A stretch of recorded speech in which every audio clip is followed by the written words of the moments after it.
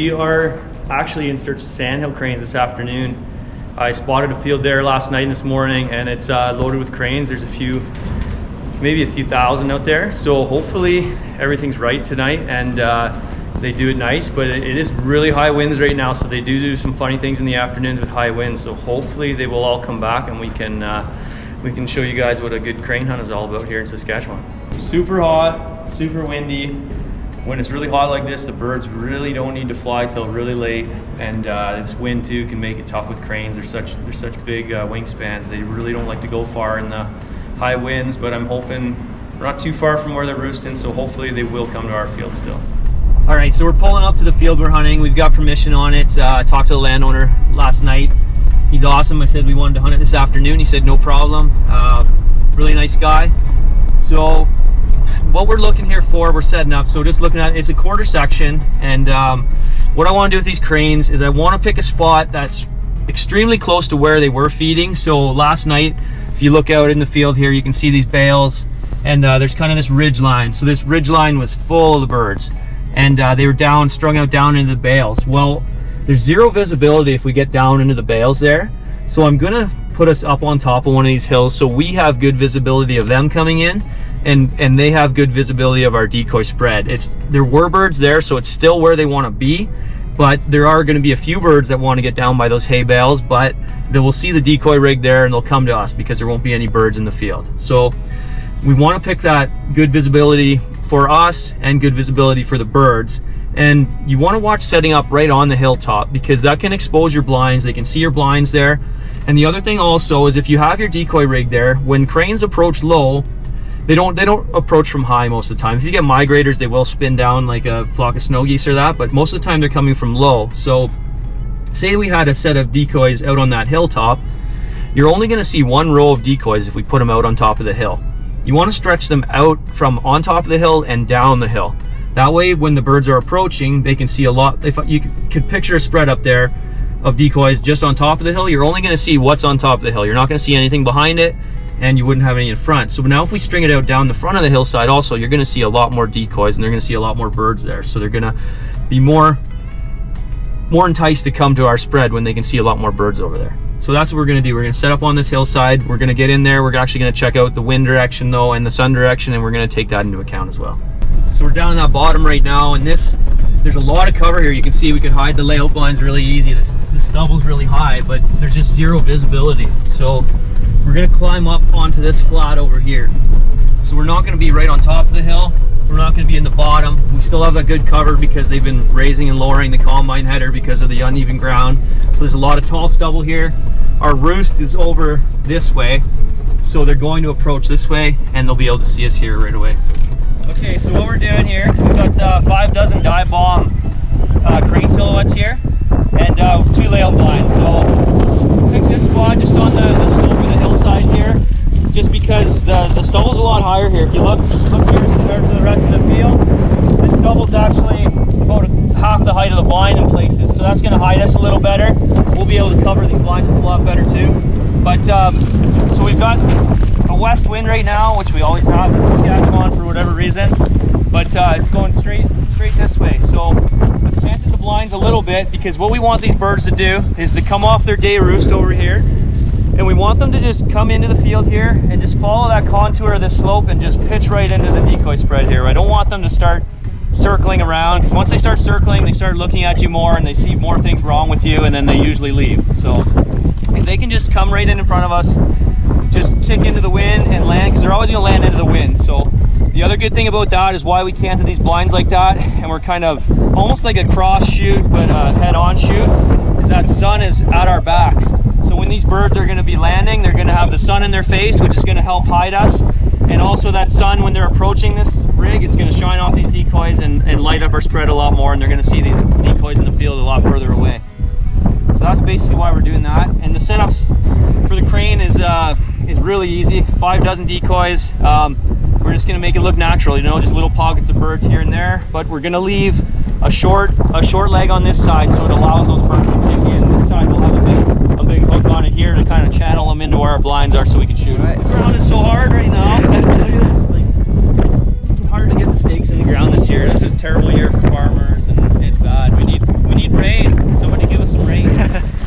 hopefully they come back. I mean, you're always taking a risk hunting them in the afternoon, especially with high winds and this heat. This heat is just crazy. But the high winds, sometimes the cranes, they're such a big object, you know, they don't like to fly super far if it's really high winds. So hoping that they still want to come out and feed today, because it's just so hot out here and it's high winds. So sometimes they just walk out of their day roost or just jump up from where they are. But it can also keep them nice and low, and it can be a good shoot too. So you can't kill them sitting at home, so that's why we're out here.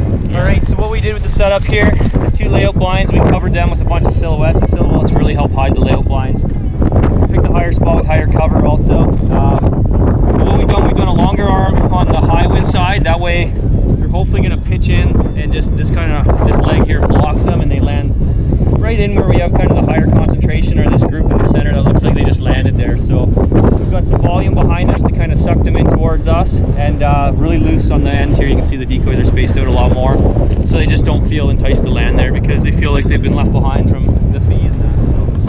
So that's pretty much, that's it really. It's not a super complicated setup. It's pretty easy, pretty basic, and the only thing is the high winds are moving the silhouettes around. They look a little goofy with that, but we'll see what happens.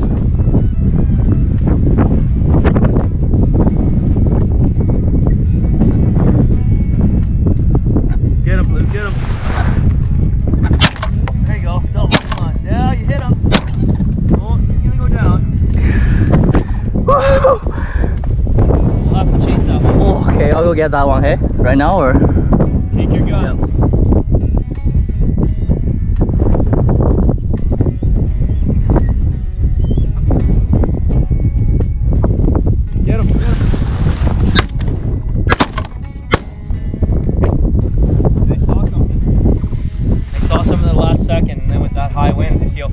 Yeah. They open their wings and they can get out. Yeah.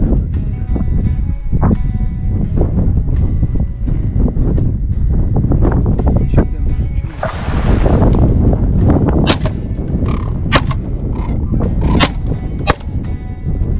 Woo. Nice. Those guys were low. Yeah. I was aiming at those two. I didn't even see those other two. Oh, there's 2 behind that were coming too, but those, you were looking at the first one? Yeah. Oh, these guys. I didn't even see those until I sat up. I'm like, okay, I'll shoot these ones, I guess. Right there, yeah. Those are the ones I meant, because they were. Oh, okay. They were just skimming the ground. Yeah. Like, they just Woo! hovered across the ground. Nice. So we got 2 that time. More. Their bodies are, and that's one of the things that people screw up a lot, especially when we have clients come in from wherever. Like, they look like such a huge target. Yeah. Like, they put their wings out. Like, look at it. They have big. Oh wow. Yeah, like, that's huge. Well, yeah, that's almost what, 5 feet? Yeah. So when they're coming in like that, it looks like such a big target. But then when you actually look at the body of them, like, they're not. The body's not very big. Like, look at it. Like, yeah. Like, it's tiny. It's the size, just a little bit bigger than a duck and about the size of a snow goose. So, like, they're such a huge target that everyone doesn't really position their shots well, and they usually end up hitting a wing or they hit a leg or something. Oh, okay. See, like, look at. Yeah. Somebody hit his leg on that one, so that wouldn't have knocked him down, but. Yeah. That was me, and then you killed it. But yeah, so they look like such a big target that a lot of people miss just because of that, because their actual vitals are really you know, neck and then the chest area, but it's not a very big target. So aim for the head, hey? Aim for the head. Yeah. Because if you're a little farther back, then you're gonna hit them in the chest or the body. So. Yeah. Yeah. Perfect. Let them get nice and close.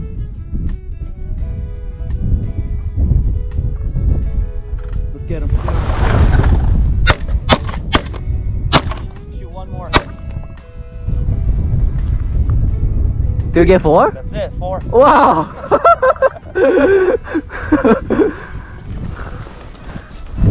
Yeah. That was fast. Boom. Thank you. Wow, that's awesome. Look at the 3 fell right beside each other. 1, 2, 3. Wow. The birds did it pretty good too. Actually, the ones that did come in they came in really nice. And then we had a bunch that would come straight from behind us. Whenever they'd come straight from behind us, they see the backs of the blinds and they'd flare off. And there's another field somewhere to the northwest there. It looks like they're hidden, so they would get sucked into those. But all the ones that came low out of that roost, they just kind of glided over and just banked right in, and yeah, we pretty good like that. I wasn't the best at shooting, but we still got it done. We had lots of opportunities. Yeah, so we had so many opportunities. That was awesome. That's the main thing. Hey, it's all fun, right? And these things are some of the best eating waterfowl, I'm sure. I know what I'm gonna do with them, and I don't know what you have planned, but man, they are a great eating bird. So yeah, they call them ribeye of the sky. Ribeye of the sky. Yeah. And it's true. It's yeah, I definitely believe that, because they're probably the best eating waterfowl for sure. Thank you so much. Yeah, no problem. It was fun. Yeah. Thanks for making the trip out. Yeah, thank you for including me on this hunt of a lifetime for me. Yeah. Oh, I'm sure we'll get out again. Yeah. Lots of season left. This is awesome. It's early. It's so hot out, and the birds haven't even really showed up here yet, actually. And today was like the hardest condition you could ever ask for, hey? And we got it done before 6 o'clock.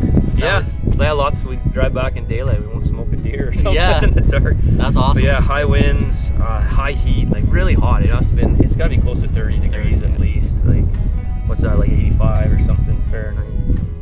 It's just so hot. They just, like, actually a duck or a goose hasn't even moved yet. It's still, the cranes always move early, especially in high winds, but I have not seen one duck or one goose even fly yet, and they're not going to fly until it cools off.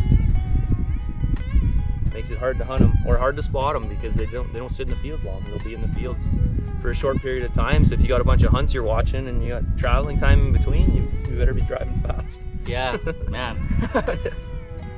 Awesome. All right. Yeah. Let's get this packed up. All right, let's do it. Sweet.